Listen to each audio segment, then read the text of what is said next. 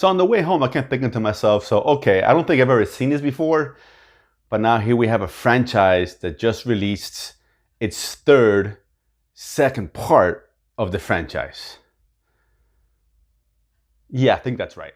And with that, I'm welcome to another episode of The Romantor. My goal, as always, is to enhance the movie watching experience. So Spider-Man Far From Home, here you go, Marvel again. The model of consistency, always delivering the goods. They're always just giving us good, fun, entertaining movies. Sometimes great, sometimes just okay, but for the most part, they almost always hit.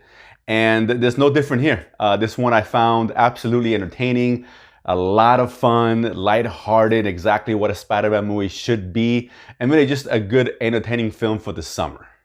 Now, what I like what Marvel did here was it did keep things a little bit lighter. Not to say this movie has no weight, because it does. It has those emotional moments. There is weight and stakes in the movie, but coming off the heels of Avengers Endgame, which is obviously a very big, very heavy film, they need something to kind of cleanse the palate. Not only this serving as an epilogue to that, as you know, we get to an idea what's been going on, how everyone has dealt with the passing of course, those from Avengers Endgame at the end of that movie, and you know what, people coming back after the 5 years, etc., etc. And they do touch on those topics, but again, always maintain the feel. This is strictly a Spider-Man movie, focusing, of course, on Peter Parker, who's played by Tom Holland, who's great.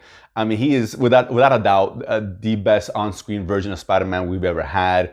He's just so charismatic, you know, he's full of charm. He's got that youthful enthusiasm, which it lends itself to this role. He really owns this role. I can't see anybody else playing Spider-Man as well as he has, and he hits those acting chops. Now, he's not just a pretty boy, young kid flying around.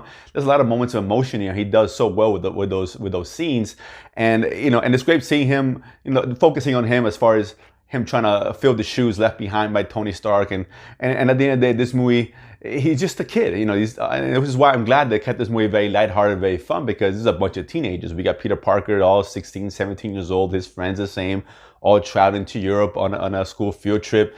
And so that being said, this movie should be light. It should be fun. These are just kids, and Peter Parker himself in a position where he's being pulled to become a hero once again as things happen over in Europe, and he's going to partner up with someone named Mysterio, played by Jake Gyllenhaal, who's good in the film, by the way. And you know, at the same time, he's trying to figure out how he can do that, or just trying to be a kid, you know, trying to hang out with his friends and get with the girl, etc., etc. So these are things that we think about when we're in that age, and there's a good balance that he has to walk, and he's trying to figure that out. And that's what the movie, the bulk of the movie is about, and that's a good thing. And I think it's done very well. It's executed very well here. But you know, besides Holland, again, Gyllenhaal's good. There's so many good things about this film. The action set pieces are really well done. The humor's great. Now, not every joke hits, and there's a couple characters, particularly those that go on the trip, they're just dumb. They're the waste of time. None of the humor really hit for me. But for the most part, a lot of the humor does hit. Now, with Marvel, one of the other gripes that I had, it's a small gripe, is the villain. You know, and I'm trying to keep this very vague because I want this to be as spoiler-free as can be. You guys should know little about this movie besides the basic premise of the plot.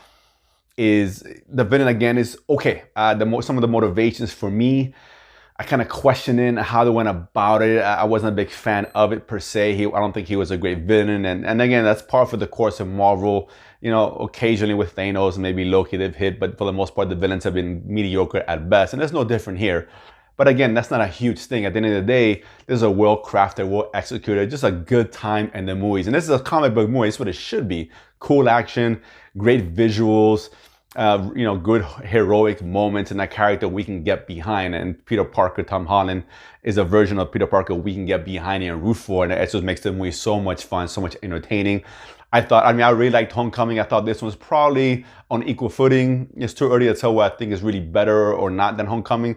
But be it as it may, it's a worthy entry into the Marvel franchise, a good way to kind of springboard us into Phase 4 coming up. And there's a couple of after-credit scenes which were really interesting, really well done, and one big surprise in there I think most Spider-Man fans are really going to enjoy here. I know most of the crowd was, including myself. So, Spider-Man Far From Home, should you guys watch it?